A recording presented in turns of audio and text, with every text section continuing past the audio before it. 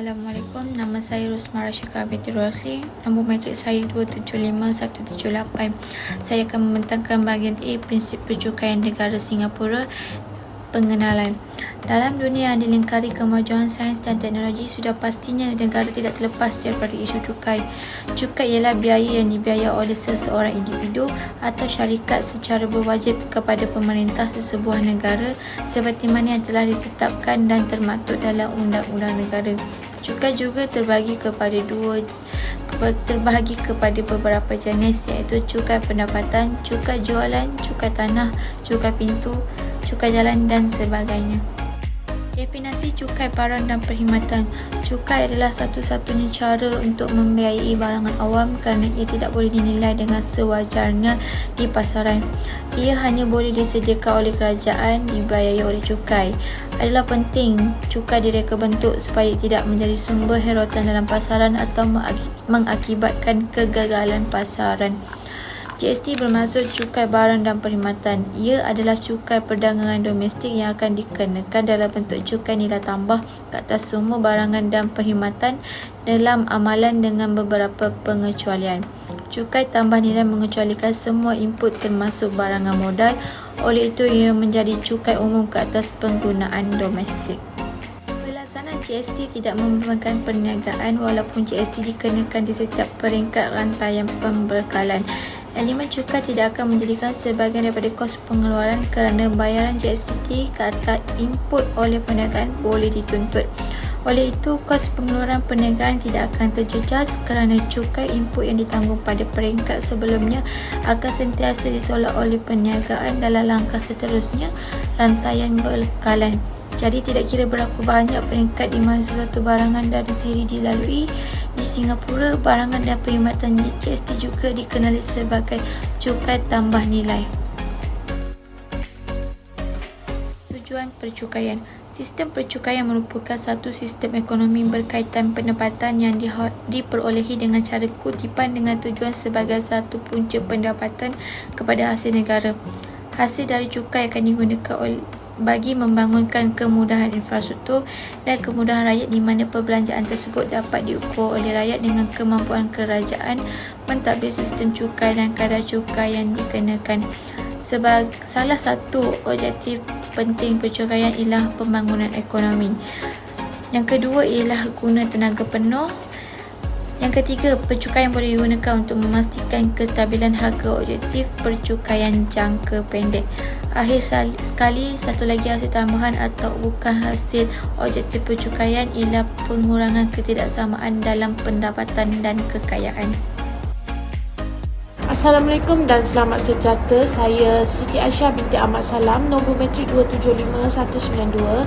Di sini saya ingin menerangkan mengenai klasifikasi cukai bagi negara Singapura.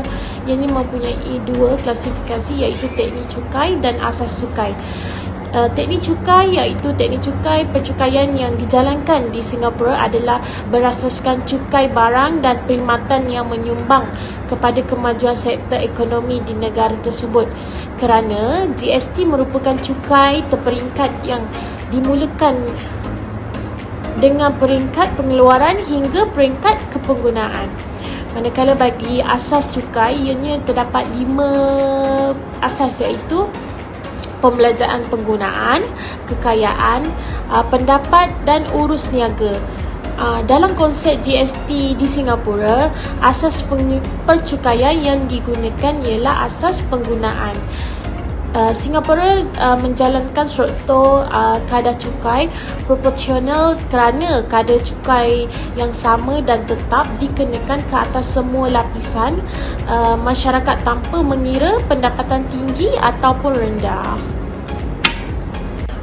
Manakala bagi kadar cukai, Singapura juga mempunyai sejarah mengenai kadar cukai. Di sini kita dapat lihat terdapat jadual kadar peratus GST di Singapura.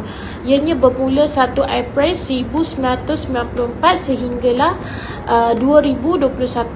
Pada 1 April tu kadar GST dikenakan iaitu 3%. Manakala 2003 4%, 2004 5%, 2007 7%, dan dari tahun 2007 sehingga 2021 kadar GST tetap sama iaitu 7%. Manakala kadar cukai korporat dan cukai pendapatan individu ianya mengikut pengiraan lah. Bagi sejarah kadar cukai iaitu GST di Singapura ialah cukai yang luas dibayar ke atas perkhidmatan yang digunakan di dalam negara termasuk import dan ataupun barangan. Ia juga dikenali sebagai cukai nilai iaitu tambah atau VAT. Ia memperkenalkan pada tahun 1996 kadar 3% sebagai sebahagian daripada peralihan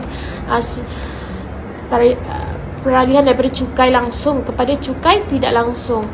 Itu meningkatkan daya saingan antara Singapura.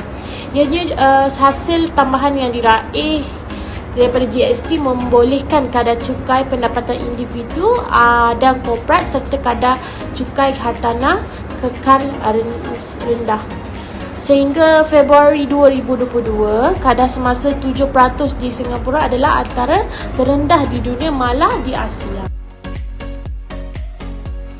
Bagi prinsip percukaian, kecekapan Singapura dalam pengurusan GSTV, kerajaan Singapura memperkenalkan voucher GSTV iaitu skim yang bertujuan membantu rakyat Singapura yang berpendapatan rendah menghadapi kos sara hidup yang berkaitan dengan cukai barang dan perkhidmatan.